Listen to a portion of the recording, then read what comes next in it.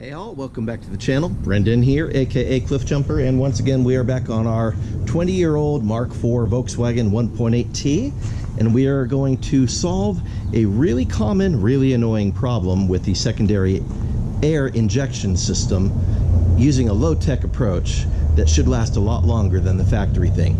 So come along with us, I'll show you how we're going to do this.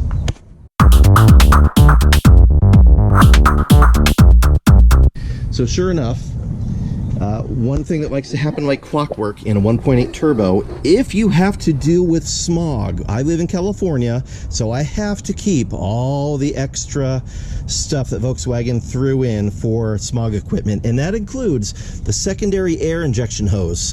That runs from the pump down underneath all the way across here, crosses underneath these things, and it goes into the combi valve, which is right there. And there is one section of hose right here to there that is notorious for breaking. It is made out of this corrugated, really nasty stuff. It gets brittle with time and it breaks.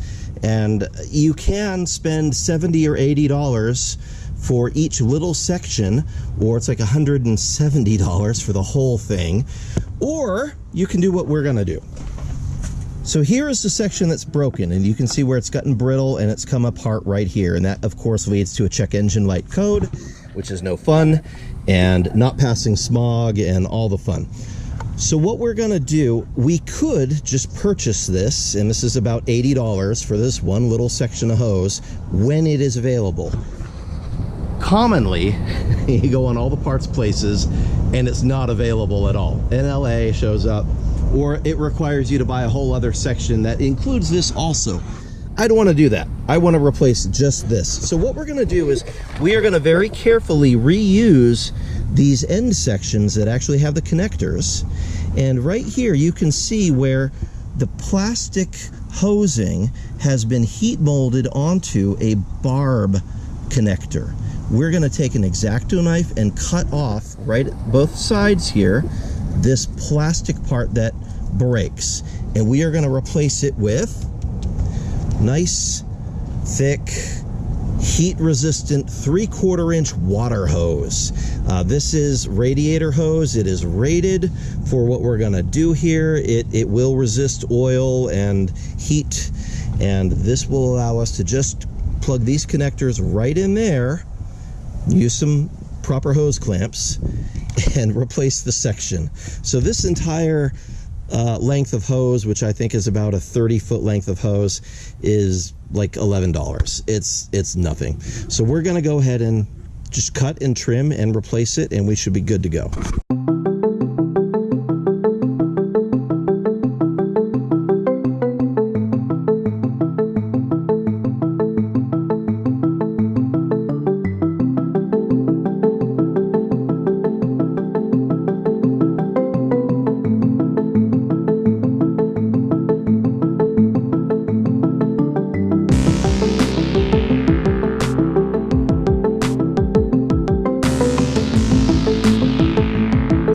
So, hose clamp, hose, tighten it down.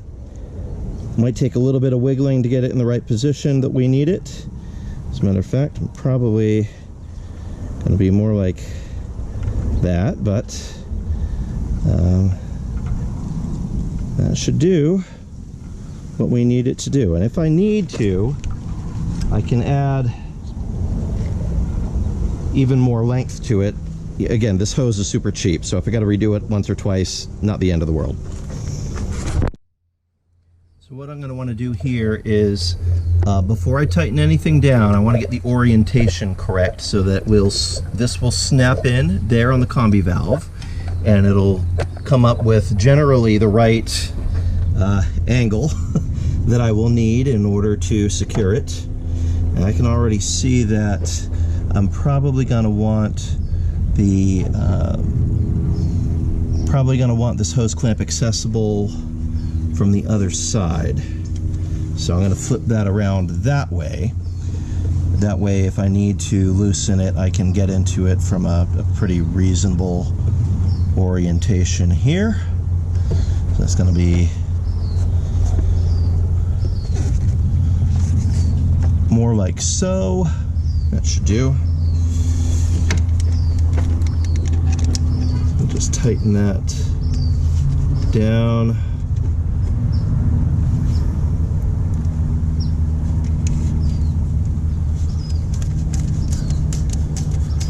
Again, this doesn't need Kung Fu Voodoo Monkey Death Grip, just snug. So then I will thread it through down under here where it is supposed to go through. It goes under these other hoses and connects. Now, I guess if I wanted to be really crazy, I could go a slightly different route, but I'm not gonna. I'm gonna leave it in the factory location. I might be able to have more success threading it through this way.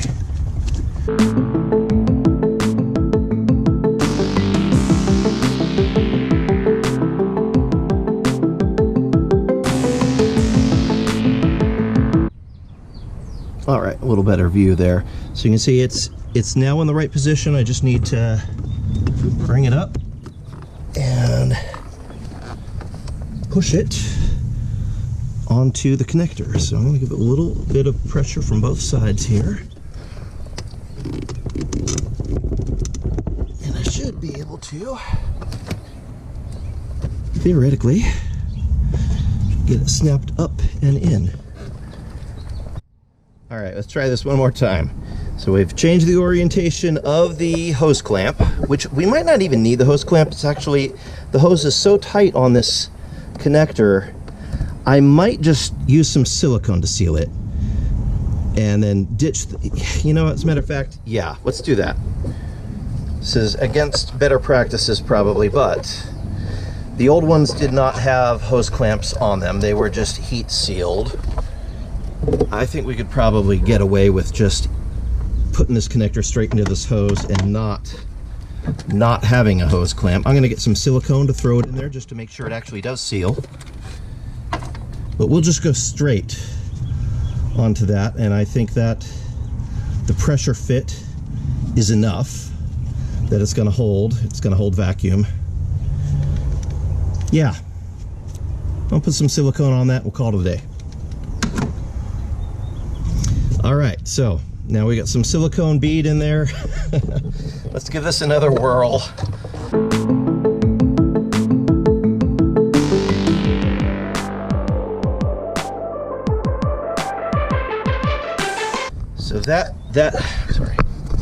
So that end is done now. Now we're gonna focus on this connection right here.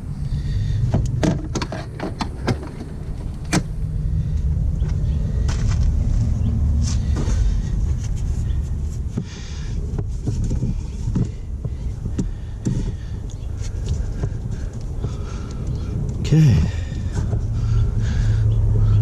And I want it to be straight on there, so I'm going to do a little trimming with my razor just to make sure that's perfectly straight, and we should be able to lock that in very nicely.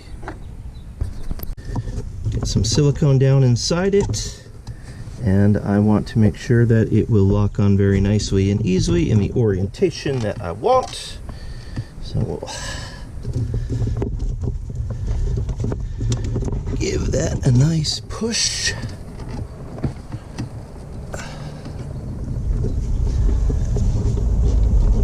Yeah. All right.